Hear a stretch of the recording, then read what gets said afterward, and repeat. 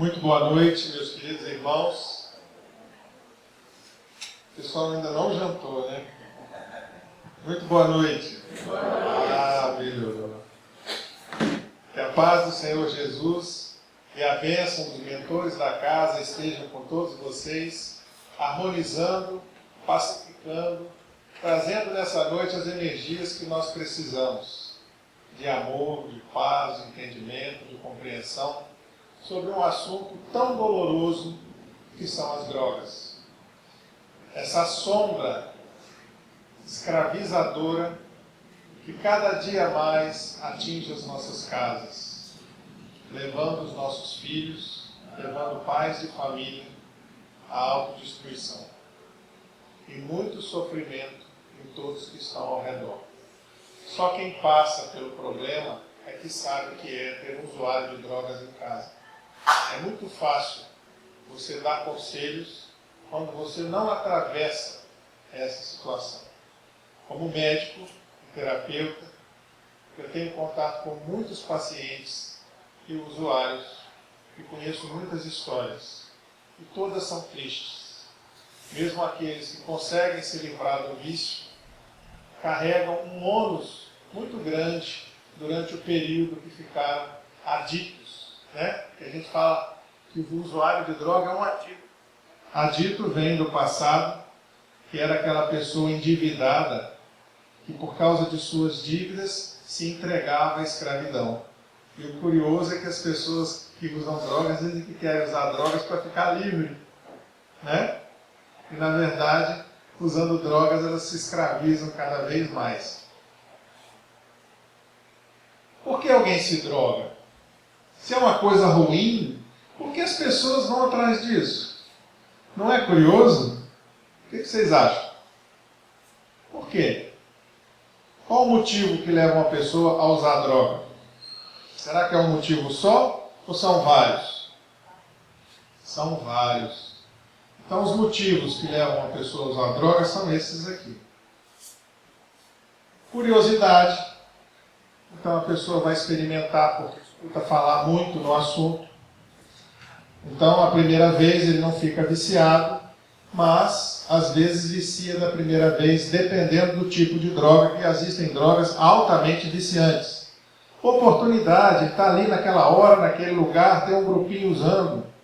Então surgiu a chance. Busca de prazer.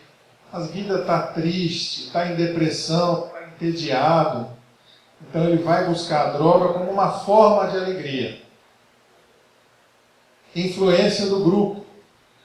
Quantos adolescentes, para poder fazer parte da patotinha, para se enturmar, experimentam droga? Né? Porque senão não são aceitos.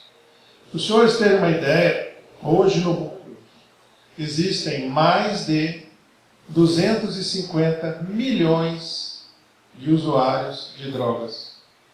Isso é mais do que a população brasileira. Para amenizar sentimentos ruins. Então eu estou me sentindo mal, eu vou buscar uma coisa que vai me dar alegria. Pelo menos naquela hora. Só que depois vem as consequências ruins. E propaganda. É curioso, mas nós temos que esclarecer sobre drogas, mas tomar o cuidado para não fazer propaganda sobre droga. Tem uma história de um sábio que os discípulos diziam assim: mestre, eu não consigo meditar, porque a minha mente não consegue se concentrar numa coisa só. Eu fico disperso, pensando em várias coisas diferentes. Então o mestre virou para ele e disse assim: então faça o seguinte, você está livre da meditação, pode pensar em qualquer coisa, mas não pense em macaco. Macaco, aquele bicho que pula. Você pode pensar em qualquer coisa, mas não pensa em macaco. Entendeu? Sim, mestre. Passou uma semana, ele voltou: mestre, eu não consigo parar de pensar no macaco. Então, o que acontece? É igual eu falar com vocês. Olha, aqui não tem um cachorrinho peludo, carinhoso.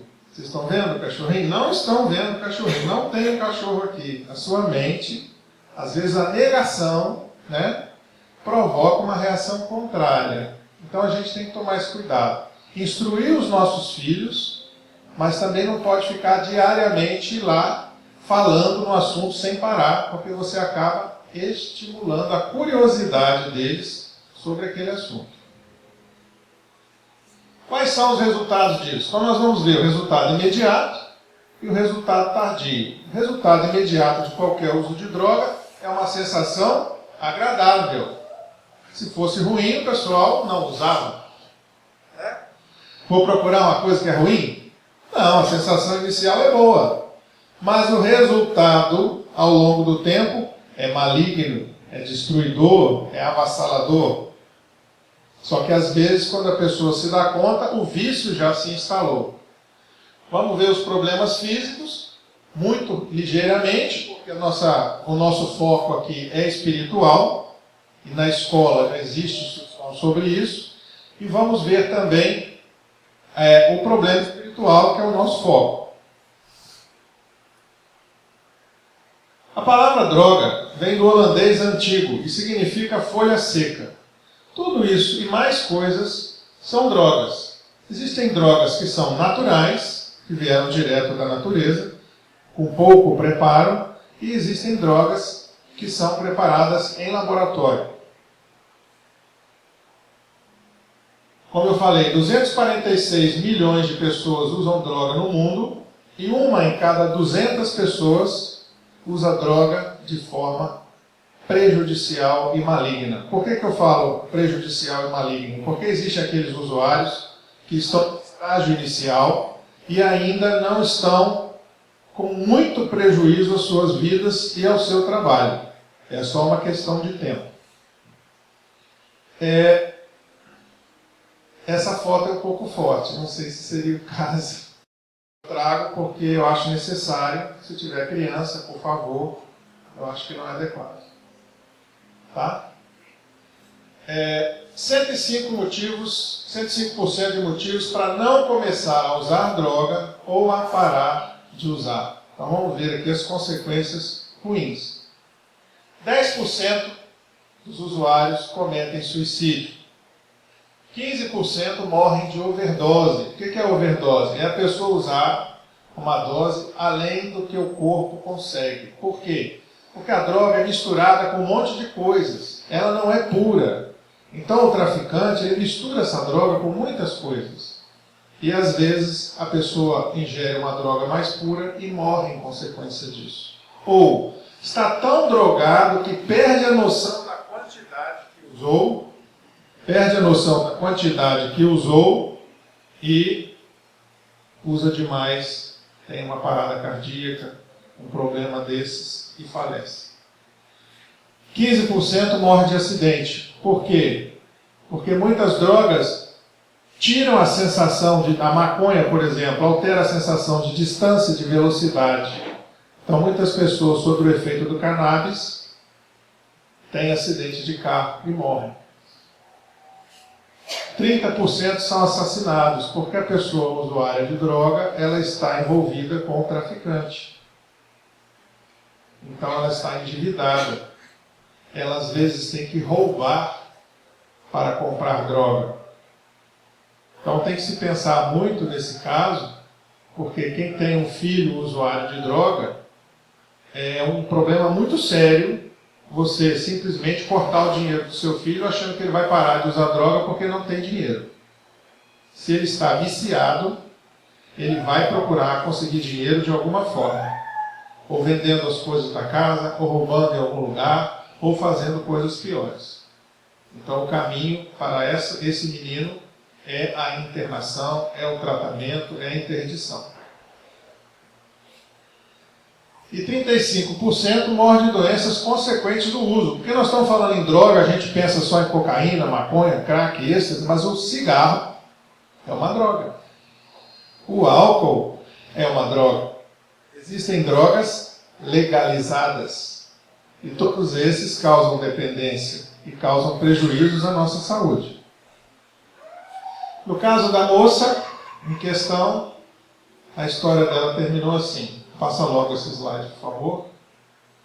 Ela tinha 21 anos, tinha toda uma vida pela frente, e foi encontrada naquela posição, que é uma posição de extrema angústia e dor no peito e dificuldade de respirar. Muitas pessoas experimentam drogas e as rejeitam. Por que os efeitos variam? Por que tem gente que fala assim, isso aí é coisa para gente fraco? Eu já experimentei e não aconteceu nada. Está aqui a explicação. Cada um tem uma resposta. As drogas são diferentes. Existem drogas que são mais viciantes, existem drogas que são menos viciantes. A reação individual é diferente. E a condição espiritual que nós temos é diferente. Então eles perguntam assim, como é que pode? Um sujeito parou de fumar, ficou 30 anos sem fumar. E aí depois ele volta a fumar. Ele não tinha superado o vício? Tinha? Não tinha. Porque quando você supera o vício, aquilo não é mais problema para você. Enquanto você está na luta, você está na abstenção, aí você não pode ser tentado, tem que fugir da tentação. Então, se o seu problema é o álcool, você não vai em festas onde o álcool é oferecido, você não vai passar na rua onde os colegas seus estão no barzinho e ficam te chamando, porque é uma tentação para você, é um problema para você aquela situação. Agora, se você não tem problema com bebida, você pode ficar trancado dentro de um bar a noite inteira que não vai acontecer nada. Aquilo não é problema para você. Se me trancar num barzinho, no dia seguinte eu estou inteiro. Se me trancar numa padaria, aí eu já não garanto. Certo? Comida ainda é problema para mim.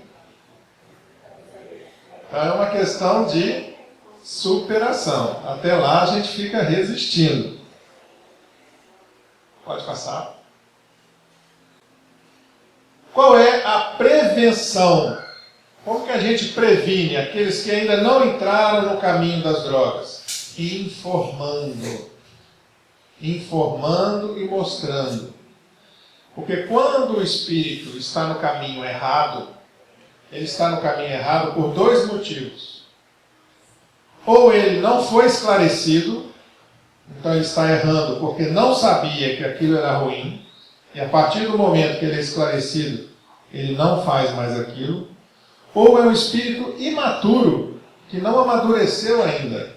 Ele foi esclarecido, mas ele ainda não tem a força espiritual para resistir àquele arrastamento. Porque a gente já vem de vidas anteriores carregando vários vícios. Não é a primeira vida e não será a última. Então há pessoas que se suicidaram em outras existências e que nascem com tendência ao suicídio. Há pessoas que eram viciadas em outras existências e que nascem com propensão ao vício. Nós espíritas sabemos disso. Mas isso não é uma sentença. Não é obrigatório que nessa vida aquilo vá acontecer. Escolher boas companhias, porque a influência de grupo é importante. Né? Quem anda com morcego, dorme de cabeça para baixo. Não tem esse ditado? Hein? Acorda de cabeça para baixo, dorme de cabeça para morcego, fica pendurado à noite de cabeça para baixo. Frequentar ambientes saudáveis. Então eu evito aquele local que vai me levar à tentação. Se eu sou jovem, eu não vou ficar num barzinho, ou numa boate, ou num local que o povo está usando droga naquele lugar. Eu não vou numa rave, porque a fumaça é tão grande que você, mesmo sem usar, você está respirando droga ali, naquele ambiente. E foi interessante que uma mãe, para o filho não usar, foi acompanhar o filho numa festa rave. E aí ela foi me contar. Ela falou, doutor, estava uma beleza, o povo pulando, aquela fumaça, e aí aquela animação, de repente eu comecei a ficar animada também. Eu falei, minha filha, você estava se drogando só na fumaça. Foi isso que aconteceu com você. Não faça mais isso. E ela achando que estava saudável ali. Cuidar da autoestima, porque se você não dá valor a você, se você não se ama, a vida não vale a pena. Não é verdade? E hoje nós estamos atravessando no mundo uma grave crise moral, onde a vida não está sendo valorizada. Por isso é que se mata tanto, se rouba tanto, se faz tão mal ao semelhante. Porque se eu valorizo a minha vida, eu vou cuidar de mim. Se eu valorizo a sua vida, eu não vou te machucar, nem tirar nada que é seu. Então nós precisamos trabalhar valorizando a vida. Se necessário, fazer terapia, buscar Deus. É muito difícil viver dentro da religiosidade. Imagina sem nenhuma religiosidade, como é difícil. Você não acredita em nada. Ah, então eu vou aproveitar a vida. Não é? Só tem uma. Eu quero é festa. Eu quero sentir prazer enquanto eu puder. A visão materialista é essa. Então é por isso que a religiosidade ela é tão importante para fazer a gente ter um rumo na nossa vida e saber escolher o que é bom e o que não é bom para a gente. Vigilância. Vigilância na comida não é para mim. O que eu coloquei aqui é a vigilância para orientar os nossos filhos, quando saírem numa festa, não beber do copo dos outros, vigiar a própria garrafa, ver se não está sendo colocado nada naquela bebida, se aquele copo não está diferente quando você foi no banheiro e voltou. Porque às vezes o primeiro contato com a droga pode ser dessa forma, de forma involuntária. É importante esclarecer os jovens sobre isso. E o que acontece no nosso cérebro? Toda reação de prazer, ela é no cérebro. As nossas emoções são químicas. Então quando a gente tem uma alegria muito grande, um riso muito grande, são liberadas substâncias que nos dão prazer no cérebro. E quando a pessoa usa droga, há uma descarga dessas substâncias. Tudo de uma vez só. Então aquilo que uma risada lhe traria, a descarga de algumas drogas é como se fosse 100 risadas. Só que aí gasta tudo de uma vez. E depois ele fica sem. Então aquilo que ele ia usar diariamente, ele usou tudo num dia só. E os outros dias vão virar um inferno, uma tristeza, um tormento, um mal-estar, uma angústia. Então o que é que ele faz? Ele vai buscar mais. Aí usa a droga de novo. Tem aquela descarga, já não mais tão forte quanto era antes. Uma descarga menor. E aí se sente mal. E ele vai buscar mais. E fica nesse processo. Então não é fácil. Algumas drogas, a dependência é muito forte. Foi feita uma experiência com ratos. Quando se pegaram os ratinhos, foi cruel, mas foi verdade. E colocaram os ratinhos comendo queijo, um grupo. E o outro grupo comendo queijo com droga. E aí deixaram esses ratinhos com muita fome. E colocaram uma rampa que dava choque.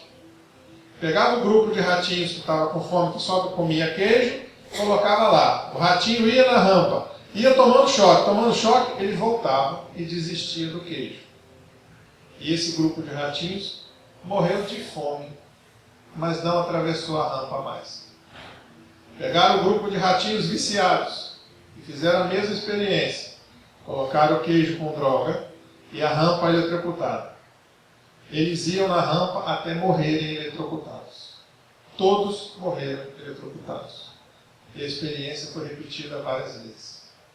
Então vocês veem que a dependência é tão forte que ele perde a noção do mais importante, que é a proteção da própria vida. Aqui é uma fotografia feita num aparelho que vê o cérebro da pessoa em atividade. Então tudo que está brilhando, que está avermelhado, é atividade cerebral. O cérebro funcionando bem. Então aqui você tem o cérebro normal.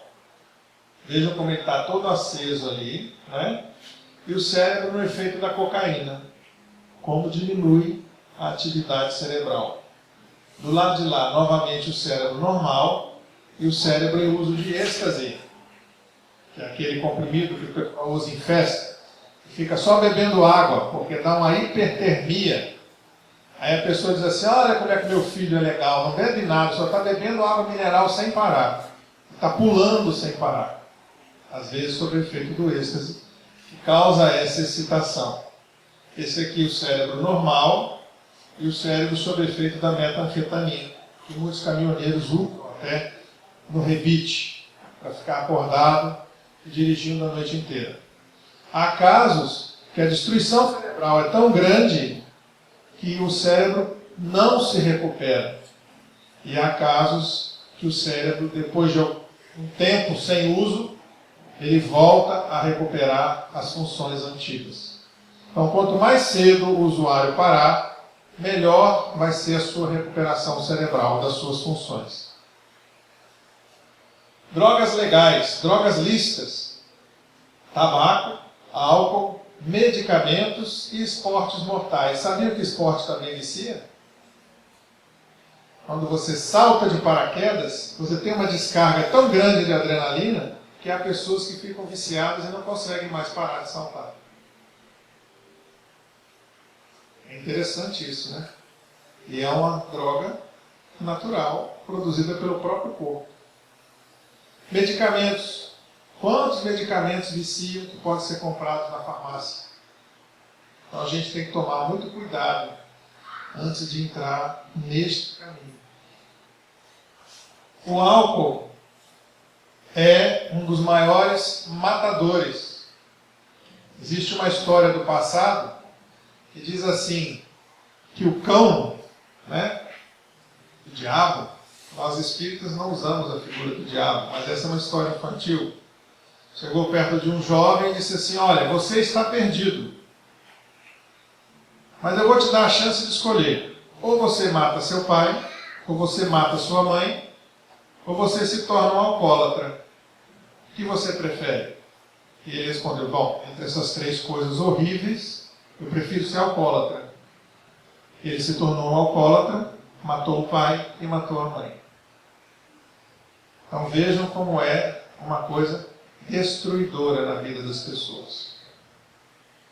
E as drogas ilegais tem uma lista grande, né?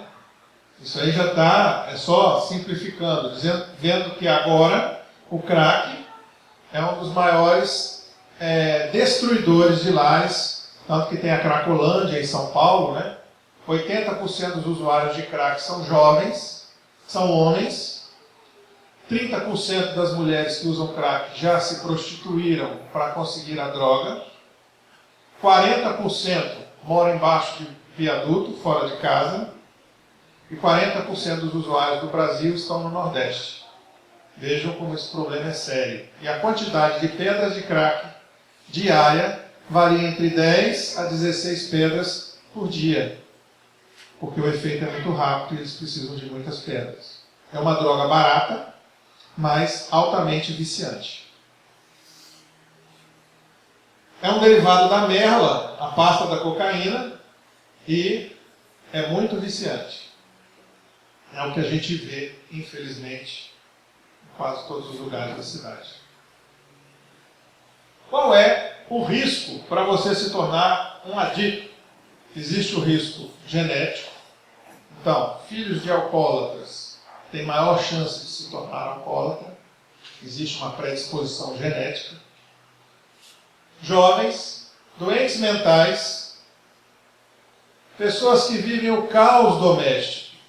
Então, um lar harmonioso, um lar amoroso, um lar acolhedor, ajuda muito a se prevenir. Impede completamente? Não. Mas ajuda muito. Porque a pessoa não quer voltar para casa se a casa é toda confusão. Não é? A pessoa quer fugir daquele mal. E a droga, na verdade, o álcool, é uma fuga. A pessoa bebe ou usa a droga para esquecer dos problemas, para se sentir bem. Más companhias, ambiente social, baixa escolaridade. Por que a baixa escolaridade? Porque a pessoa não é esclarecida, não sabia que fazia mal. Antigamente o pessoal já trabalhava na roça com cigarrinho e já botava o cigarrinho no menino. A maioria das crianças antigas começaram a fumar com 9, 10 anos de idade. Os pais não sabiam. As propagandas antigas do cigarro faziam... Os médicos recomendavam para a grávida o cigarro para acalmar as grávidas. Olha só. Falta de religiosidade, já falamos. Vamos adiante. Como é que eu sei se uma pessoa é usuária? Mudança de comportamento para pior. Então, um menino, vou botar aqui a lista, pode colocar a lista toda. Então mudou o comportamento, está mais agressivo, estão sumindo as coisas de casa, trocou o dia pela noite, está andando com aquela turminha barra pesada. Ah, é uma fase psicológica. Não é não, seu filho está usando droga. Fica atento. Se for menor de idade, você pode fazer o exame, é feito na urina. Coleta-se a urina, vai no laboratório e faz a pesquisa para a droga que você quer. E existe uma pesquisa que é feita com fio de cabelo. E você corta uma mecha de 2 centímetros de cabelo, manda para São Paulo, não sei aqui em Recife deve ter, e pesquisa-se 10 drogas. E no caso do fio de cabelo você vê por muito tempo, porque o cabelo custa crescer. Então na raiz do cabelo vai crescendo e vai impregnando de droga. Então quanto maior a mecha, maior o tempo que você vê se a pessoa usou. No caso de exame de urina, você pega só um período curto, se ele usou droga num período curto de tempo. Se ele é menor de idade, você pode obrigar o seu filho a fazer. Se ele é maior de idade, ele tem que consentir no exame. Pode passar. Como o homem decide a prática de boas ou más ações? Livre-arbítrio. Não é? A gente decide se vai fazer o bem ou o mal, porque Deus nos dá liberdade de escolha. Mas não temos a liberdade de escolher os resultados. A gente escolhe as sementes que vai plantar, mas a gente é obrigado a colher aquilo que a gente plantou. Quem planta flores, colhe perfume. Quem planta espinhos, colhe dor. Pode passar. Consequências espirituais. Agora nós vamos chegar lá. Além dos danos físicos, há danos espirituais? Sim. O nosso desequilíbrio, pelas nossas atitudes, causa uma quebra da barreira energética que envolve. Nós temos uma aura de energia que envolve o nosso corpo. E quando a gente comete alguma coisa errada contra as leis de Deus, a gente perde essa proteção. E as energias perversas têm livre passagem e começam a causar danos no nosso corpo e no nosso perispírito. Então está aqui o perispírito. Ele perde o contato com o corpo e aquele miasma, aquela energia perversa, começa a afetar o corpo físico, causando adoecimento. Como doenças físicas resultam em danos e tormentos espirituais? Então aqui a gente fala novamente da carapaça fluídica, que André Luiz fala nos livros, que permite esse trânsito de energia, né, causando adoecimento do corpo, morte, e depois segue-se os tormentos espirituais. Porque não é com a morte que a gente se transforma. Quando a gente desencarna, a gente continua sendo o que a gente é. Se a gente é bonzinho, a gente continua bonzinho. Se a gente é mais ou menos, a gente continua mais ou menos. Se a gente é de pouco esclarecimento, continua de pouco esclarecimento. O complexo humano é formado de espírito, perispírito, e o corpo físico, e essa aura energética em volta, que reflete os nossos pensamentos, a nossa condição espiritual, e é também uma barreira de troca com o meio. Os espíritos enxergam esse campo energético e veem a nossa condição espiritual. Às vezes a doença começa nesse campo energético antes de tocar o corpo físico. E quando nós fazemos coisas contra a lei de Deus, às vezes ficam manchas. André Luiz fala de uma mulher que se aproxima do livro Nosso Lar com o seu campo espiritual todo cheio de manchas escuras. Como é a vida de um desencarnado toxicômano? Então o toxicômano morreu, teve uma overdose e morreu. Como é que ele está lá do outro plano? Ele está bem? Está feliz? Vamos saber como é que é. Mantém as mesmas sensações. Então ele morre e continua sentindo fome, sede, necessidade de droga. Imagina você sentir fome e sede ao mesmo tempo e não ter como satisfazer. É cruel. Encontra no mundo espiritual espíritos semelhantes. Então, você quando vai para o mundo espiritual, você vai por sintonia, você vai por semelhança. Semelhante atrai semelhante. Você vai para o local compatível com o seu nível espiritual. E ele vai se reunir com vários desencarnados com o mesmo campo energético que ele, de viciados, de desequilibrados, e vai ficar na mão de espíritos complicados. Vão ser maltratados, vão ser escravizados e vão ficar cada vez mais com angústia e necessidade de uso de drogas. E ele vai descobrir, pode passar? Seus perispírito está fraco, desequilibrado, com náusea, fica vagando em regiões cinzentas, que nós chamamos de regiões umbralinas, né, em extremo sofrimento. Às vezes cai na mão de entidades que vão fazer maldades e escravizá-los. Por quanto tempo o encarnado fica sofrendo durante o tempo que permanecer preso ao vício? Quando ele decide se corrigir, a condição dele muda e ele tem condição de ser socorrido. Quem viu o filme Nosso Lar, vê que André Luiz fica 8 anos no umbral. Não é? E lá ele vê o pessoal sendo resgatado, o pessoal pedindo perdão, e somente quando ele perde o orgulho e que faz uma prece sincera a Deus, a condição energética dele muda e ele pode ser resgatado. Então, o que determina o nosso tempo é a nossa mudança interior. Se eu não mudar, eu vou ficar naquele lugar até que eu mude. Pode ser 1 ano, pode ser 100 anos, pode ser 1000 anos, depende de mim. Nós temos, pode voltar por favor, essas perguntas estão no Livro dos Espíritos, 1004, 1006 e 1008, para quem quiser saber mais. O que leva o espírito desencarnado toxicômano ao arrependimento? Quando é que ele se arrepende? Pelo sofrimento.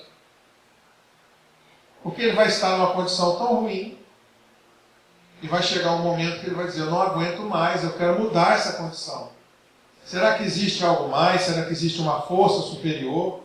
Alguém pode me ajudar? Alguém pode me socorrer?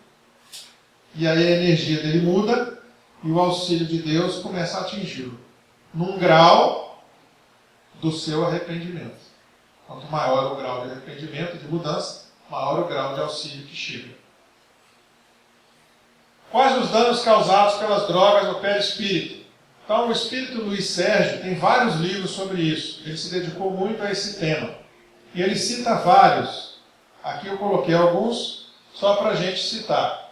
Então, fala em deformações e feridas, no livro Mãos Estendidas. Atrofia o perispírito e ele regride a condição embrionária.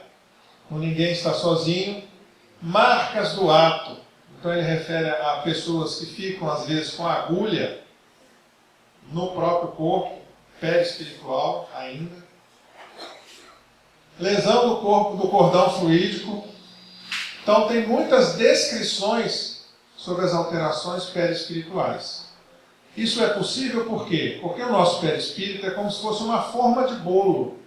É ele que modela o corpo físico, não é? Então o que acontece? Tudo de bom que eu faço, eu melhoro a forma de bolo. Ela fica mais enfeitada, mais bonita. Tudo de ruim que eu faço, eu amasso a folha de bolo. Eu dou uma martelada nela. Então vou causando deformidades. Quando eu faço bem, eu desamasso. Então veja como é que Deus é bom, né? E justo. Se eu faço bem, minha condição vai melhorar. Se eu faço mal, minha condição vai piorar. É culpa de Deus? Não. Sou eu que estou fazendo. O que eu planto, eu vou colher. Muitos são trazidos desencarnados quando eles entram no processo de arrependimento. Os centros espíritas sabem, no processo de doutrinação, eles são trazidos para ser doutrinados em estado, às vezes, lastimável. Mas a gente não precisa desencarnar para mudar a nossa condição, né? A gente pode mudar ainda encarnado e ir para o plano espiritual numa condição muito melhor. Com o tempo, esse desencarnado lá no mundo espiritual, ele pode ter 2 atitudes. A primeira é se arrepender. Se arrependeu, quis mudar a condição dele muda, ele é socorrido, vai para uma colônia espiritual, para uma enfermaria, onde vai ser tratado e vai seguir todo o processo de educação espiritual até renascer. Ou ele pode se revoltar ainda mais, porque ele tem livre-arbítrio. Então ele pode se revoltar, e aí vai querer fazer o mal, vai juntar com mais gente do mundo espiritual que faz o mal, e vai começar a causar o processo de obsessão, de vampirismo, que nós vamos ver agora. Mas a caridade de Deus, eu repito sempre isso.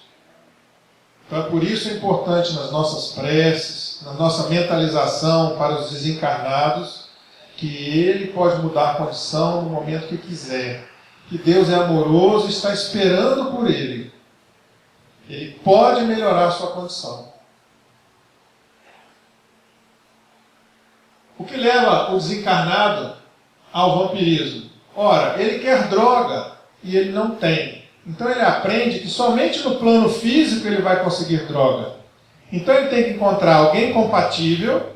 Por sintonia, ele sintoniza mente a mente e começa a influenciar na vontade da pessoa viva e sentir o prazer das drogas através da pessoa viva, inalando aquelas emanações fluídicas da droga. Então ele começa a ser como um carrapato, a vampirizar vivos. E nas descrições que nós temos, às vezes são bandos vampirizando um vivo. Há livros que dizem que são 10 para 1. Que é raro a pessoa ter um vampiro só. Então, às vezes, acompanham até no hospital. A pessoa está lá, com processo de overdose, e eles estão imantados, acompanhando ali, para poder fazer ele melhorar, para ele voltar para o vício. Porque, às vezes, a gente pensa que a doença é um castigo.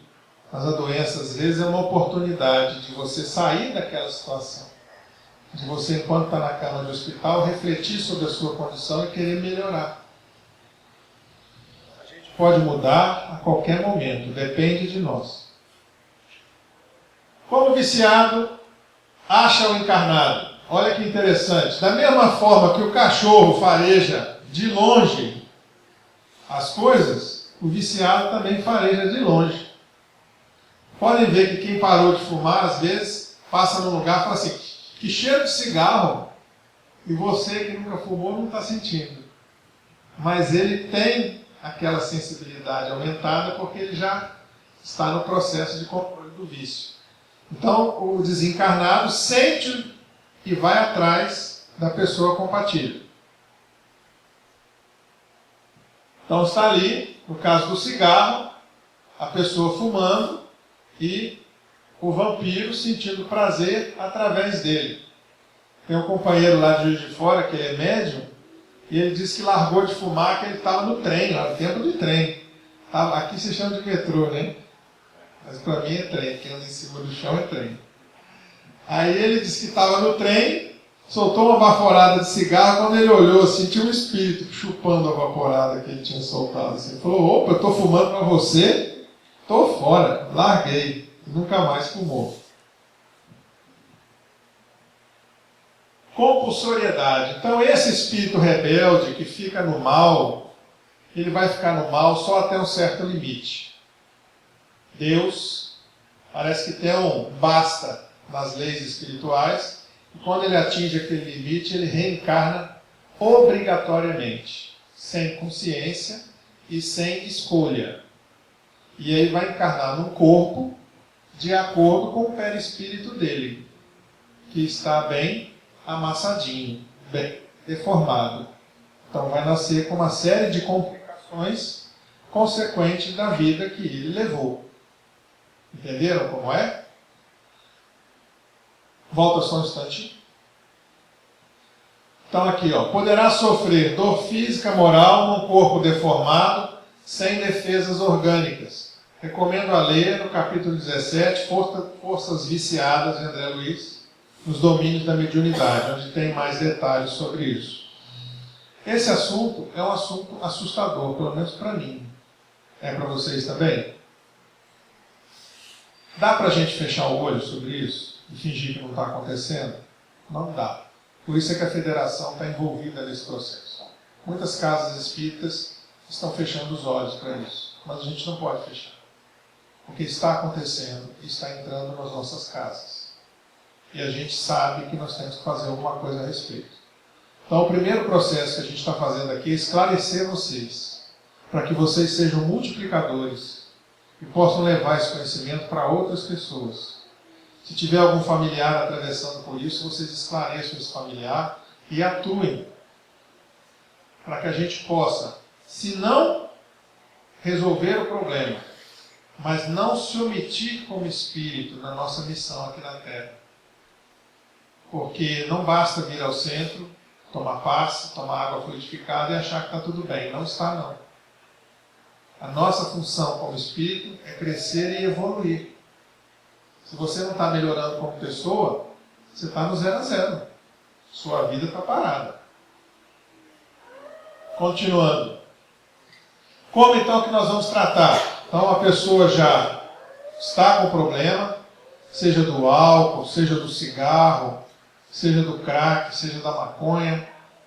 Procurar informação, procurar ajuda especializada. Tem que ser gente que sabe mexer com isso, para tomar um movimento errado, né? Pegar aquele rapaz e falar, não, tira o dinheiro dele que ele para de usar droga. Aí depois o rapaz começa a roubar, começa a fugir de casa e a coisa se complica ainda mais. Então por isso é importante que trabalhe com gente especializada que tem experiência no assunto. Usar profissionais com experiência. Usar grupos de ajuda. Então o familiar não sabe lidar com isso.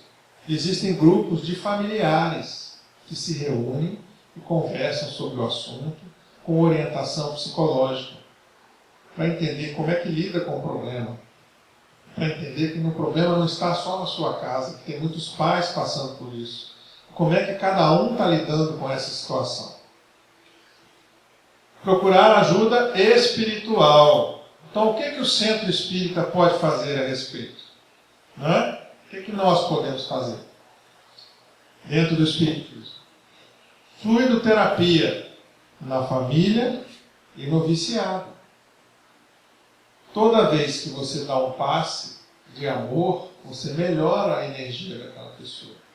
Ela tem mais condição de entender uma palestra, de ser esclarecido, ela vai ser fortalecida. Ah, mas depois ela vai para o vício de novo. Não tem problema. Não é nossa função julgar. Você pergunta, quando vai fazer o passe, quem é aquela pessoa, o que ela fez? Não. O passe é uma doação de amor. Você vai dar o passe em todos, com o mesmo amor.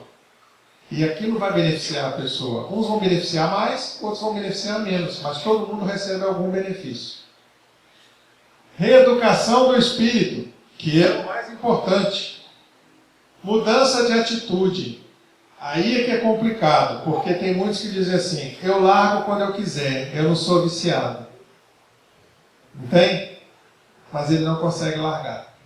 Ele é viciado, mas não se reconhece como viciado. Esse talvez seja o mais difícil de tratar.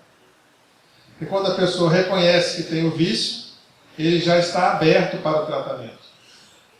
Às vezes você tem que intervir.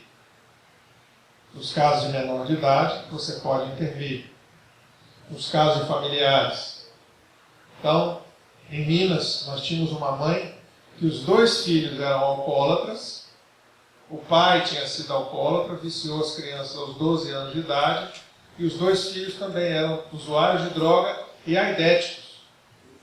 Porque a AIDS atinge 8 vezes mais os usuários de droga do que a população comum. Por causa do uso de agulha, da falta de higiene. Quando a pessoa está em uso de droga, ela não pensa, né? Tanto que às vezes o usuário sai do tratamento, está limpo, foi para uma clínica, parou de usar droga, aí ele vai para a festinha com os amigos que usam, olha aí a companhia ajudando. E aí eles falam assim, rapaz, experimenta uma, você está 1 ano. Não, rapaz, eu estou 1 ano sem usar, não vou usar de novo mais não. Ah, então toma uma cerveja com a gente. Aí ele toma. Aí o álcool, o que o álcool faz? Tira as inibições da pessoa. Aí ele usa. E aí volta tudo ao que era antes. Por isso que é tão difícil, por isso que tem recaída. As melhores clínicas têm 30% de sucesso, algumas 40%. Porque a pessoa acaba recaindo. Então o viciado em droga, ele tem que entender que mesmo saindo da clínica, ele está em processo de educação eterno. Ele nunca mais pode usar. Aquela droga, para ele, ainda não está superada. Não pode fazer o teste 10 anos depois para ver se ele não tem mais o problema. Trabalho no bem, dá crédito espiritual. Então nós precisamos trabalhar no bem. Para o nosso bem, não é para o bem dos outros, não.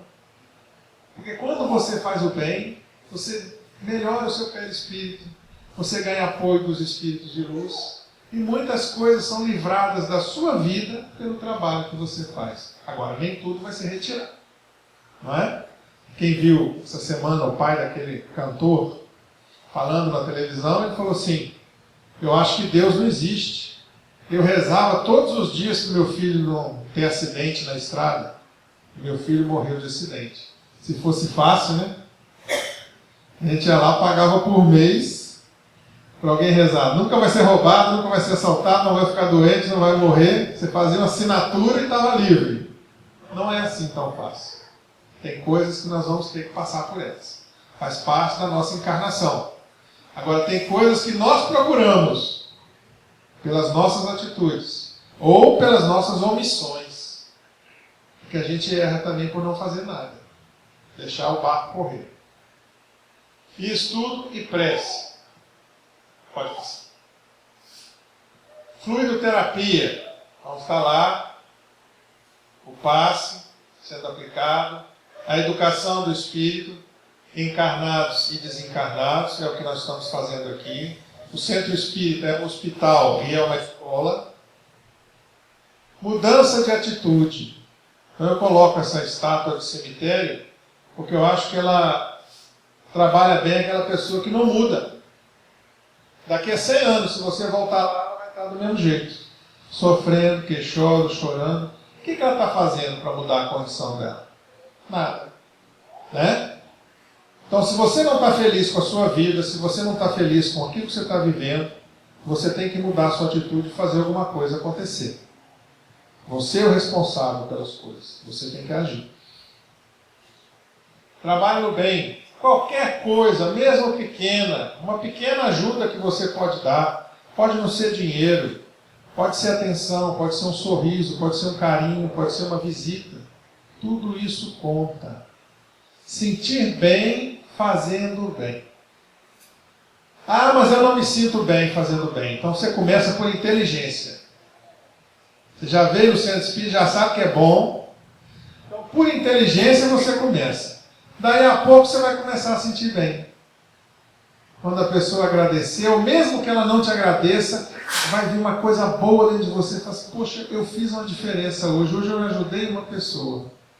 Aí você já começou a ter a transformação interior. Aí o negócio fica bom. É por isso que Chico Xavier era feliz.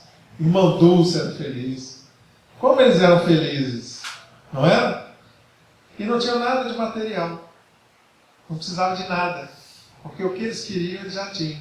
Que é a maior riqueza que existe. E nós ainda estamos distantes para conseguir.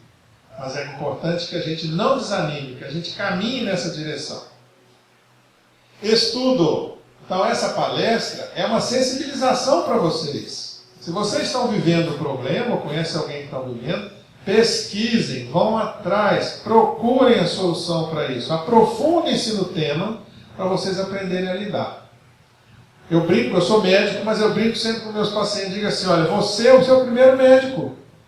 Quando você vem na consulta, eu fico 1 hora com você. Tem médico que fica 5 minutos. Agora você pode estudar a sua doença vários dias. Então você, conhecendo bem sua doença, você vai ser a melhor pessoa para se ajudar. Prece. A prece eleva a nossa condição espiritual e permite o desacoplamento dos vampiros. Porque quando eu mudo a minha sintonia, a energia não é mais igual, eles não causam interferência, eu tenho mais força espiritual para decidir a minha vida. Sem ter mais alguém dando palpite. Não é horrível a sogra que dá palpite na vida da gente? Imagina 10 vampiros aqui dando palpite em mim, né? Eu falei sogra, mas minha sogra era ótima, minha esposa está aqui.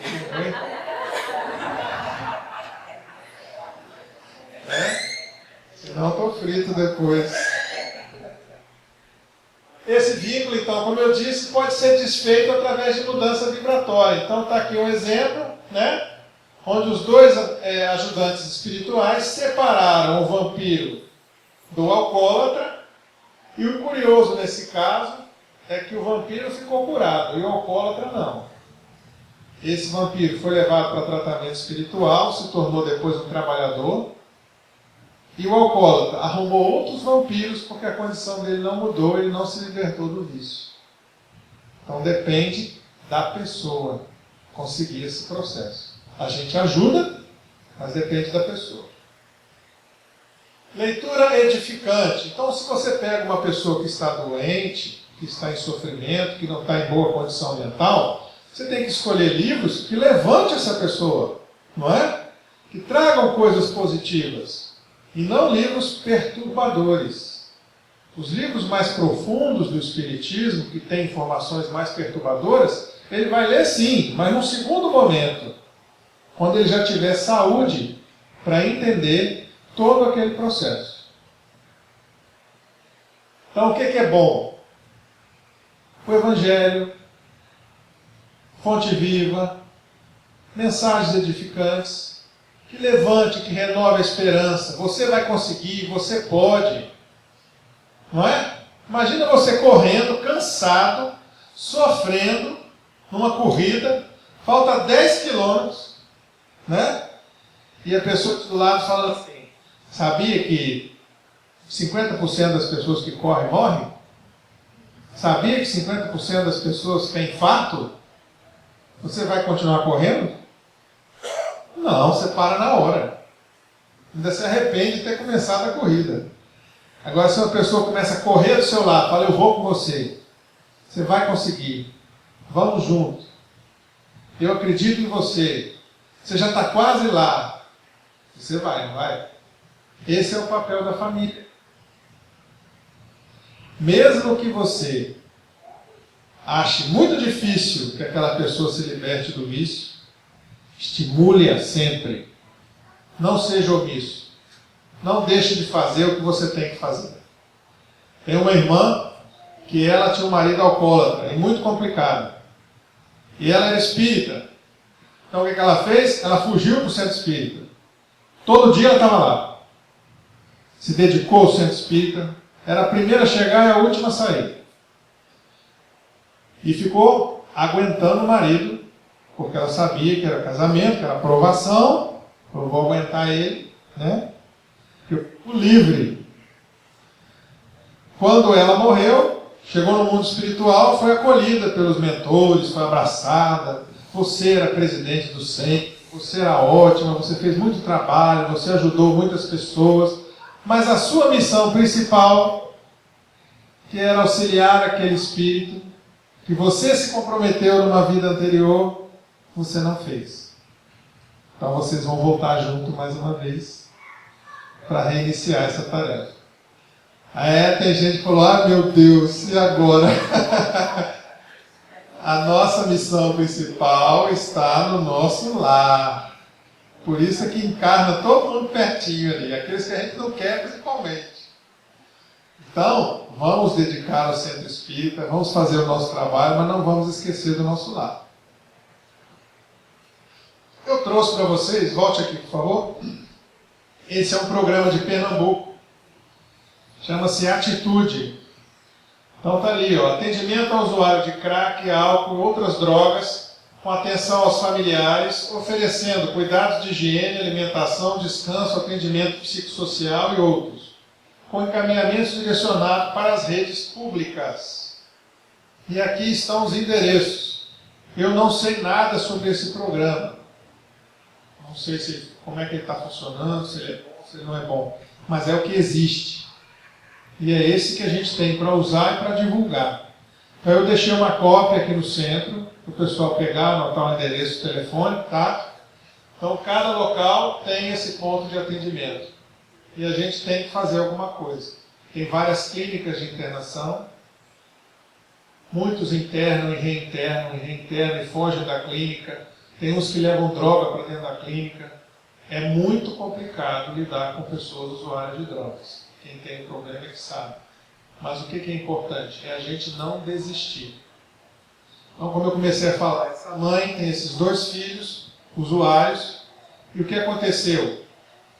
Ela ficou com eles, e ela internava, e eles fugiam da clínica. Ela foi despejada de várias casas. Ela dormia trancada no quarto, porque eles atacavam ela. Ela dava o dinheiro para comprar a droga e acompanhava eles de longe até o morro. Foi uma servidora fiel. Fez tudo que pôde para tirar os filhos do vício. Não conseguiu tirá-los do vício, mas conseguiu cumprir a sua missão de mãe. Ela teve sucesso, eles não. Então o sucesso no mundo espiritual é diferente do sucesso na Terra. Você pode não conseguir salvar o seu casamento, você pode não conseguir salvar seu filho, salvar seu marido, porque ninguém salva ninguém, né? Mas você pode conseguir completar uma das missões que você veio aqui na Terra. E a reabilitação desafia manter a abstinência.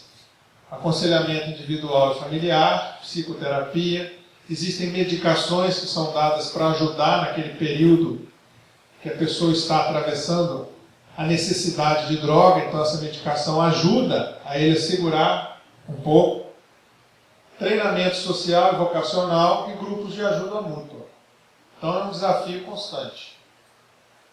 Para terminar, o desafio é esse, né? O retorno à integridade. Às vezes você não consegue o retorno completo, mas consegue melhorar aquela condição anterior. Eu trouxe uma música, posso colocar uma música só para a gente animar, que a música é Súplica a Jesus, para que a gente possa, nesse momento, mentalizar a meu pendrive. Queria que a gente pensasse agora que existe uma força maior que governa a Terra, que é superior a tudo que existe e que está pronto para nos ajudar.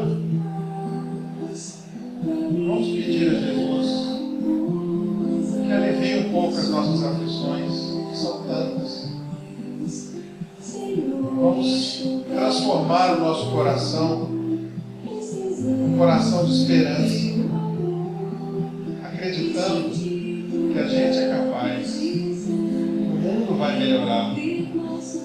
Mas para melhorar o mundo, a gente precisa melhorar primeiro a gente mesmo. Quando a gente se melhora, a gente melhora o mundo. Então vamos pedir a Jesus que entre nas nossas vidas, que acalme o nosso coração, que visite os drogados como Ele visita, as legiões de Maria que amparam os suicidas, os viciados, que possam levar energias positivas retiradas de nós hoje, aqui nessa sala, para tratar esses enfermos da alma, para que eles possam ser resgatados, para que eles tenham força de se libertar do vício. Aqueles filhos tão queridos que possam reencontrar suas mães, aqueles chefes de família que estão fora do lar, que possam retomar as suas vidas, se reerguer como pessoa. Nós não somos nada. Nós estamos aqui para aprender a amar, a perdoar e a socorrer. Muito obrigado pela oportunidade de hoje. Que Jesus abençoe a todos.